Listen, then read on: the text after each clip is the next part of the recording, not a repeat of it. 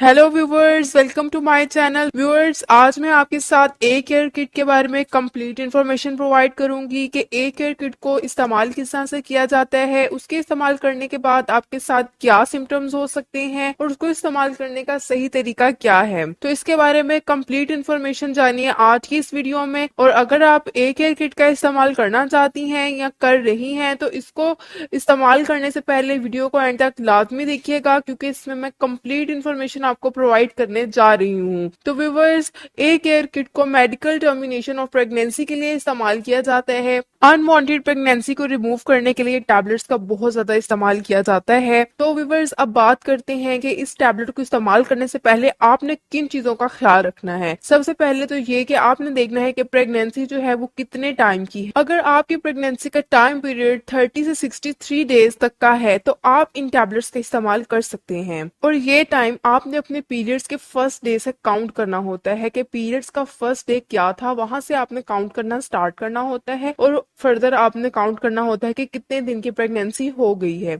अगर तो 30 डेज की प्रेगनेंसी है तो उसकी केस में भी आप एक केयर किट का इस्तेमाल कर सकते हैं, या फिर अगर 63 डेज यानी 2 मंथ्स की प्रेगनेंसी है तब भी आप इस किट का इस्तेमाल कर सकते हैं। तो व्यूअर्स, अब बात करते हैं कि इस किट का इस्तेमाल करना किस तरह से है। जैसे कि आप देख सकते हैं इस किट के अंदर 5 टैबलेट्स हैं। जो ऊपर वाली टैबलेट है वो है मेफिप्रिस्टोन 200 mg और नीचे वाली 4 टैबलेट्स है मीजोप्रोस्टोल 200 माइक्रोग्राम। अब बात करते हैं कि इन टैबलेट्स का इस्तेमाल किस तरह से करना है। तो आपने जब भी इनको यूज करना है तो आपने इनको सुबह के वक्त इस्तेमाल करना है। सबसे पहले आपने मेफिप्रिस्टोन जो ऊपर वाली एक टैबलेट है उसको सुबह नाश्ते के बाद यानी सुबह 8 बजे सपोज करें कि आप नाश्ता कर रहे हैं तो उसके 2 घंटे बाद 10 बजे आपने मेफिप्रिस्टोन की एक टैबलेट थोड़े से पानी के साथ लेनी है, उसको आपने निगलना है। उसके बाद आपने 48 आवर्स यानी 2 दिन के बाद आपने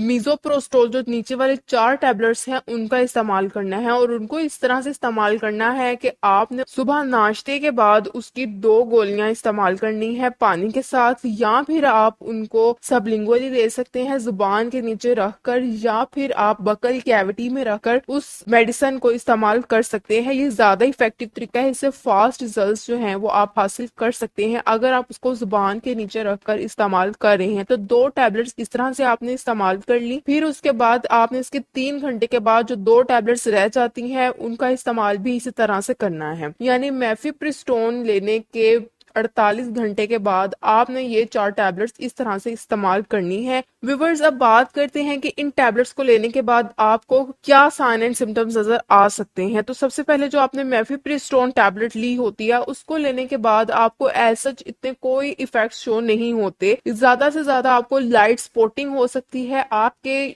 जो है पेल्विक एरिया या एब्डोमिनल पेन हो सकती है। और जो 4 टैबलेट्स मिजोप्रोस्टोल की जब आपने 48 आवर्स के बाद लेनी है तब आप जब इसकी टैबलेट्स लेंगी मिजोप्रोस्टोल की उसके आधे घंटे के बाद ही आपको यूट्रन कॉन्ट्रैक्शन स्टार्ट हो जाएंगी, आपके पेल्विक एरिया में बहुत ज्यादा पेन होगी और आपको ब्लीडिंग स्टार्ट हो जाती है। व्यूअर्स, अब बात करते हैं कि इन दोनों टैबलेट्स का काम क्या है, यानी इनका मैकेनिज्म ऑफ एक्शन बेसिकली क्या होता है। तो जो मेफिप्रिस्टोन टैबलेट है, जो एक टैबलेट ऊपर वाली साइड पे है, उस टैबलेट का काम यह है कि उसने हमारे अंदर जो फीमेल हार्मोन होता है प्रोजेस्टेरोन हार्मोन, उसकी रिलीज को ब्लॉक करना होता है। और वो हार्मोन जो है प्रेगनेंसी स्टेबल करने के लिए बहुत ज्यादा इफेक्टिव होता है। उसने उस हार्मोन को ब्लॉक करना होता है, उसकी रिलीज को इनहिबिट करना होता है। और जो मिजोप्रोस्टोल है उसका काम ये होता है कि उसने यूट्रन कॉन्ट्रैक्शंस को बढ़ाना होता है, यूट्रन कॉन्ट्रैक्शंस को स्टिमुलेट करना होता है कि यूट्रस कॉन्ट्रैक्ट करे। ये है इनकी वर्किंग। और इसको लेने के बाद आपको मैंने बताया कि इससे आपको बहुत ज्यादा पेल्विक पेन होगी, पेल्विक एरिया में पेन होगी, एब्डोमिनल पेन होगी, आपको डायरिया हो सकता है, कॉन्स्टिपेशन हो सकती है, आपको शिवरिंग के साथ फीवर हो सकता है। ये तमाम कंडीशंस आपको मिजोप्रोस्टोल लेने के बाद हो सकती हैं। आपने इनसे घबराना नहीं है। आपको अगर बहुत ज्यादा पेन फील हो रही है तो आप इसके साथ कोई पेन किलर का इस्तेमाल कर सकते हैं। और ये ब्लीडिंग तकरीबन आपकी 6 से 10 दिन तक रहती है और पहले दिनों में ब्लीडिंग जो है वो नॉर्मल पीरियड से ज्यादा होती है। तो ये सब कुछ साइन एंड सिम्टम्स आपको हो सकते हैं। लेकिन अगर इन टैबलेट्स के इस्तेमाल के बाद भी आपको ब्लीडिंग नहीं हो रही या कोई कॉम्प्लिकेशन आ रही है तो आपने अपने गायनेकोलॉजिस्ट से लाजमी कंसर्न करना है। तो व्यूअर्स, ये थी तमाम इंफॉर्मेशन ए केयर किट के बारे में। लेकिन अगर आपको इससे रिलेटेड कोई भी इंफॉर्मेशन चाहिए आप कमेंट सेक्शन में पूछ सकते हैं। Thank you.